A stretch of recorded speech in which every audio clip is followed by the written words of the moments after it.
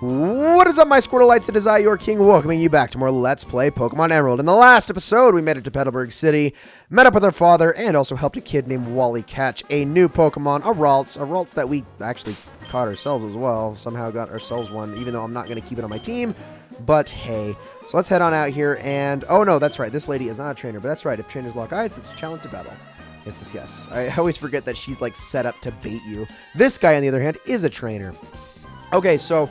I do believe I know for a fact there's at least one new Pokemon that can be caught out here on this route, and that is none other than Tailo. Tailo is the stock standard bird-type Pokemon in this generation, much like Starly in Generation 4, much like Pidgey in Generation 1, much like Hoot Hoot in Generation 2, and so on. Very stock standard flying type, but just like with all of those other ones, it's not a bad Pokemon to pick. It's honestly pretty darn strong, and I would highly recommend it. I actually tend to use Swellow quite a lot when I do my playthroughs of this game, just because it's just such a reliably good normal / flying type. Okay, so this C-Dot that we're going up against here is just going to be spamming Harden the entire time, so that's going to make my life really, really fun, and is going to make this battle long and drawn out, and it's using Bide. Okay, well, I guess we can use that time to use Leer, because I don't trust that I'll be able to kill it before its Bide wears off. Just make sure that you don't attack it while it's in the middle of its Bide. That is its only way of doing damage to you. I forgot that it had Bide. I thought it only had Harden, but I guess I was wrong. Alright, well, now that its defenses are down a little bit, let's use another Pound, and there we go. Sweet, level 11. I will absolutely take it. And Toothless learn Quick Attack. Heck yeah. I mean, Quick Attack is just objectively better than Pound, just because it has the same exact base damage, but also has priority. So that's pretty cool. I believe the only one of these trainers is this guy. Has a magical quality to it. Oh, I can't imagine which Pokemon you're about to put in front of me. Yeah. Show me your Magikarp, dude. Show me your floppy 12-inch Magikarp. Alright, so I'm going to use Absorb on this thing, and we're going to kill it as quickly as possible, even though it's going to be an absolute waste of my time, because Magikarp barely give any experience. Honestly, I could have just bypassed this guy and been fine. Ugh. That's the most annoying thing about Magikarp, is like, okay, it's useless and whatever, but it's like, it also just gives nothing in the way of experience, and it's just like, ugh. Yeah, whatever. Alright, so we're done fighting Fisherman Darien and his big fish. Now we will move on and head up here. We got some more berries that we can grab. So there is a way of actually replanting berries that we are going to get into in this episode, as a matter of fact. But probably not towards the end, or till we get towards the end, I mean. So, just letting you know. And now right here we have a lady who's going to challenge us and also give us quite a lot of money once we finish beating her, which is kind of hilarious. Yeah, come across these... I mean, this is basically like the rich kid trainer from other generations. Worth a lot of money to beat them. Let's use quick attacks just real quick, because why not? It's okay damage. Now, the problem with fighting the lady is I do believe she has one full restore on hand at all times. So, as soon as we get this Zigzagoon weak, she's probably going to heal it. If I'm correct... Oh. Maybe not. Maybe I'm wrong. I would like to be wrong. I would like for you to not waste my time. Oh, I was not wrong. Gosh dang it. I was very hopeful. Alright, well, let's keep going. And you can please stop using, like, Growl or anything. I would like to eventually kill... Gosh dang it, Zigzagoon. Also, you know, you're never going to get anywhere by only using status moves. You gotta attack someday, girl. Come on. Oh, well, I'll take the critical then. That's what you get. That's what you get for not attacking. That's what you get for being so reluctant. Alright, there we go. Level 12. I will absolutely take it. And we defeated Lady Cindy. Alright, look at all that money we got. That's a lot of money. Alright, let's head on in to Petalburg Woods. Okay, so a few new Pokemon can be caught around here. I mean, Wurmple is the predominant Pokemon that can be caught. You also got Cascoon and Silcoon that can be caught straight away. There is also a new bug-type Pokemon called Nincada that can be caught here. Now, Nincada itself is just a bug-type. I do believe. I think it's just bug. Actually, don't quote me on that. It might be bug ground. But, regardless, Nincada is not the important one. It's what it evolves into. Ninjask that's important. Ninjask comes with the ability Speed Boost, which is one of the de facto best abilities in the entire game. Every single turn, your Pokemon's speed increases by 1 stage until it's all the way up to max, which makes Ninjask ridiculously quick and always goes first. Basically, it always has priority, which is kind of insane. It's a bug flying type. It's capable of learning some pretty decent bug type moves and not really any flying type moves except for like Aerial Ace. However, the even more interesting thing about Nincada is if you evolve it with an empty slot in your party as well as an extra Pokeball to go along with it, you can get Shedinja to go along with your Ninjask. You get 2 Pokemon, that's right. Now, Shedinja has exactly 1 HP, but it has a special ability where literally every single move that is not super effective against it does 0 damage. Shedinja, as a result, is quite useful in certain situations, especially in later points in the game, where you go up against Pokemon that you know for a fact do not have super effective moves on it. Now, granted, there are quite a few super effective types it has to worry about. It has Flying, Bug, Fire, actually, no, sorry, not Bug. Flying, Fire, Rock, Ghost, and Dark are all super effective against it. So if you encounter any moves of any type, no matter how weak the other Pokemon is, it will die in 1 hit. So, but that's the thing, is if you can plan it out, and, you know, especially like later on in the Battle Frontier, and you go up against certain Pokemon that have absolutely no moves that can deal with a Shedinja, you just win by default. You just have to eventually, through war of attrition, beat the Pokemon down with the moves that Shedinja has, and it cannot die. And that's pretty darn awesome. So, not a Pokemon I would highly recommend incorporating into your team on its own, but Ninjask more so, but it is a Pokemon that is very useful for niche situations. Okay, so let's just finish our way through this fight. Come on, Wurmple. Please just die. Keep barely avoiding killing them. It's just like a sliver of health with every single quick attack. Come on now. Get out of here. Ay, ay, ay. Okay, Bugcatcher Lyle has been defeated. And now we keep moving. Yes, quantity of Pokemon doesn't mean jack, I'm afraid. Okay.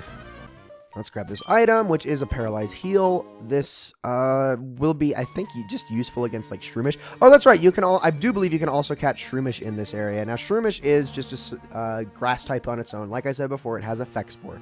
But the really interesting thing is when it evolves, it becomes Breloom, which is a grass fighting type that can also learn moves like Mach Punch. And it is mostly a glass cannon type Pokemon. Not the strongest Pokemon in the world, if I'm being honest. I mean, I wouldn't really recommend picking up a Shroomish / Breloom. I mean, it's kind of cool, kind of niche for the situations, but the problem is its ability, Effect Spore, does not go hand in hand with its incredibly frail defenses. So let's head on up here. Not a one to be found. Hello, have you seen any Pokemon called Shroomish around here? I really love that Pokemon. Oh, jeez. I was going to ambush you, but you had to dawdle in Pellberg Woods forever, didn't you? I got stuck waiting, so here I am. You, Devon Researcher, hand over those papers. Okay, I'm sorry. Let me just frame the situation. Is a 20, 30, 40, 50-something-year-old man hiding behind a 10-year-old kid right now? Is that really what's happening? I don't even care, about the context of me being a Pokemon trainer. In what situation is that ever applicable or acceptable? Okay, well, whatever. We are going to protect him. No one who crosses Team Aqua gets any mercy. Not even a kid. Come on and battle me. All right, dude, you're going down. And so we have our first encounter with the villains of this game, or at least one of the villains of this game, Team Aqua. And this guy, well, Team Aqua in general basically specializes in dark types, as does the other villain that we'll get into much later. Well, not that much later, but later. Dark types are very common in their ranks, just like poison types are very common in the ranks of Team Rocket and the like. However, the other thing about Team Aqua, obviously, considering their name, they have also a lot of water types. So you are going to be running into lots of Pokemon like Carvanha and Sharpedo as you battle them later on in the game. But this guy just had a Poochyena, so he was pretty darn easy. Grr, you got some nerve meddling with Team Aqua. Come on and battle me again. I wish I could say that, but I'm out of Pokemon. And hey, we have Team Aqua. Also, after something in Rustboro, I'll let you go today. Who just says that? Who just gives away their plans like that? I just... Okay, yes. The villains in this game are very stupid. Yes, this is very common knowledge, and it's absolutely the weakest element of this game, but we'll get into more of that later once there's actually more to talk about in that regard. So let's grab this Pokeball, go up here, fight this trainer. I think this kid actually does have our first encounter with Nincada, so that'll be fun to deal with. Now, actually, I am going to test and see if it does have a ground typing. If it does, Absorb will do neutral effectiveness on this thing as opposed to not very effective. Let's see. Okay, yes, so I was correct about that. It is Bug Ground. Sorry. Doing all of this based on memory, please forgive me. But that's typically how I play my Pokemon games. I'm not the kind of person who likes to just put up a guide so that I don't miss any details while I'm playing this. I mean, usually I just like to try to come in with the knowledge outright. Otherwise, I mean, what am I even doing? What business do I even have educating you guys? I mean, for real. Not to mention the fact that I'm probably not really educating anyone, since most people know Pokemon that are watching my channel. Yeah. Anyway, let's just take care of this Nincada as well. I don't want to use any physical attacks. Oh, you son of a gun using Leech Life. How dare you? That's really rude of you. Well, it's a good thing Leech Life is pretty darn weak. It's about, I think it's got the same base damage as Absorb, and not to mention this fact that this Nincada is way lower level than me, so there's that. And there we go. Bugcatcher James has been defeated. You could be popular if you lose. I mean, look at the Shanghai Dragons. They were pretty darn popular, and they sucked for an entire year. Alright, well, got ourselves an ether. Now let's head over here. I want to get out of here without running in any more fights.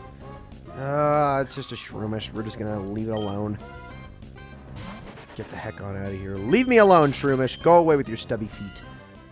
Okay, as much as I do love Shroomish, Shroomish does kind of crack me up, though. I love its design. It's just a little stumpy, angry, grouchy little mushroom. I think it's kind of adorable. Okay. Let's grab all these berries. And actually, I also want to talk to this guy right here, because he is going to give us our current best TM for Trico. So, TM, let me see, TM09. This is Bullet Seed. Now, Bullet Seed is actually not that great of a move, which is why I'm going to waste the TM like immediately, just so that we can use it at least right off the bat.